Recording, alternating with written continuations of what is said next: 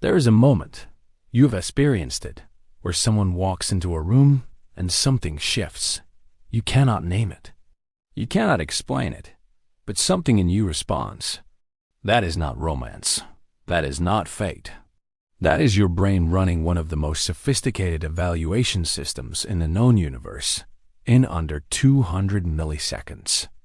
Welcome to the hidden psychology of attraction. And nothing about it works the way you were told. We like to believe we choose who we are drawn to. We tell ourselves it is about values, shared humor, physical preference, conscious criteria we have carefully assembled over a lifetime. But neuroscience tells a different story entirely. The part of your brain responsible for attraction, the limbic system, does not speak the language of logic. It does not read resumes. It does not weigh pros and cons. It feels, and it decides, and it presents that decision to your conscious mind as though you made it yourself. Your rational prefrontal cortex arrives late to the scene. It finds the decision already made. And then, remarkably, it builds a story around it. A story that sounds like reason. A story that sounds like choice. This is why brilliant people fall for the wrong person and cannot explain why. This is why your checklist rarely survives contact with reality. Your subconscious was never reading the checklist. So what is it actually reading? 3 invisible drivers operate beneath every moment of genuine attraction, and most people will never become aware of them. The first is familiarity bias. Psychologists call it the exposure effect. The brain is wired to interpret recognition as safety and safety as desirability. We are drawn, powerfully, reliably, to what feels emotionally familiar, not what is good for us, what feels known.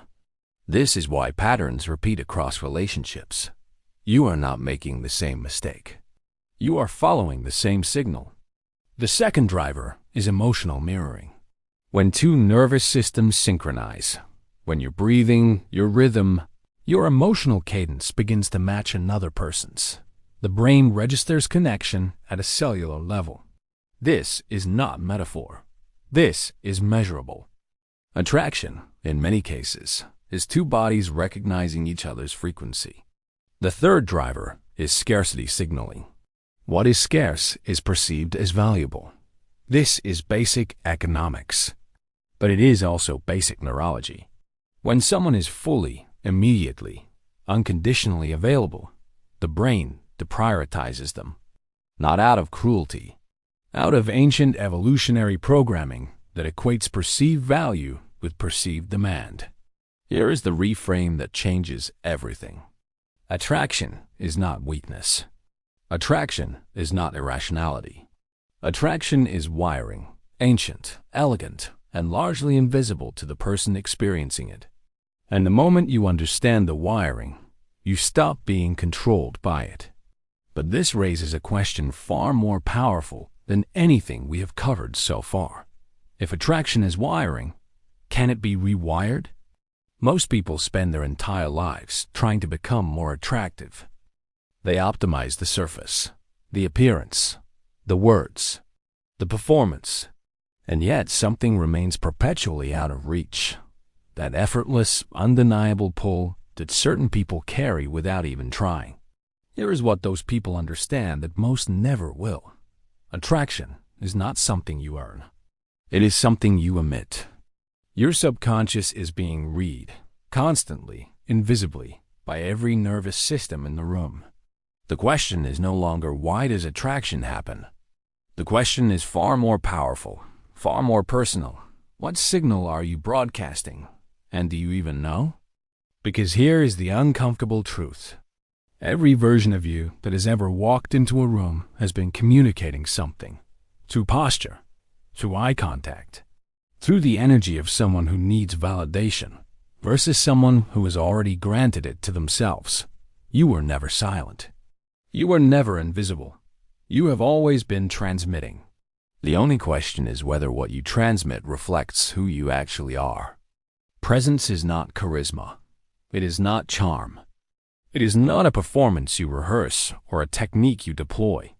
Presence is what remains when you stop managing how you appear and start inhabiting who you are with complete, unapologetic conviction. Confidence, real confidence, not its counterfeit, is biological communication. When a person operates from a settled, unshaken sense of self, the nervous systems around them register it immediately, not as arrogance, as safety, as gravity. The brain, remember, is always scanning for signals of value.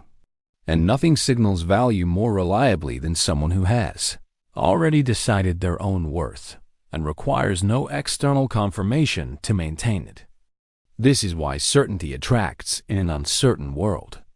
Not because certainty is always correct, but because it is extraordinarily rare. There are 4 levers, and most people never touch a single one. Intentionality. People who move through life with direction radiate a frequency that purposeless behaviors simply cannot produce. Purpose is attractive because it is uncommon. Know what you are building. Know why you wake up. That clarity becomes visible without announcement. Emotional regulation. The ability to remain composed when the world or a conversation destabilizes is not emotional distance. It is psychological power. Composure signals to every nervous system nearby, I am a safe place to land. And people are magnetically drawn to safe places. Selective attention. Giving everyone equal access to your energy is not generosity, it is invisibility. Selective presence. Genuine, unhurried attention given to few creates the gravitational pull that constant availability destroys. You become someone worth reaching. Authentic mystery. Depth outlasts disclosure every single time. The person who reveals everything immediately leaves nothing to be discovered. But the person who possesses genuine interior richness, values, convictions, vision, becomes endlessly compelling. Not because they are withholding, because they are vast. Now here is what no one tells you, and it is the most important thing in this entire script. You are not broken. You are not behind. You are not too much or not enough. Every quality described in this video, the groundedness, the intentionality, the magnetic composure, these are not traits you either have or do not have. They are muscles, and muscles respond to use. The most attractive version of you is not a future construction project. It is an excavation. It already exists beneath the noise of self-doubt, beneath the weight of old patterns, beneath the stories you inherited and mistook for truth. Attraction mastery does not begin with how you appear to others. It begins with how you appear to yourself, in the quiet, when no one is watching, when the performance stops and only you remain. That is where it starts. That is where it has always started. And before you move on, I want to leave you with one question, not a rhetorical one, a real one. One worth sitting with. The version of you that you present to the world right now, is it the truest signal of who you actually are? Or is it a carefully managed broadcast designed to protect someone who was never as unworthy as they were made to feel? Because the moment you can answer that honestly, the excavation begins.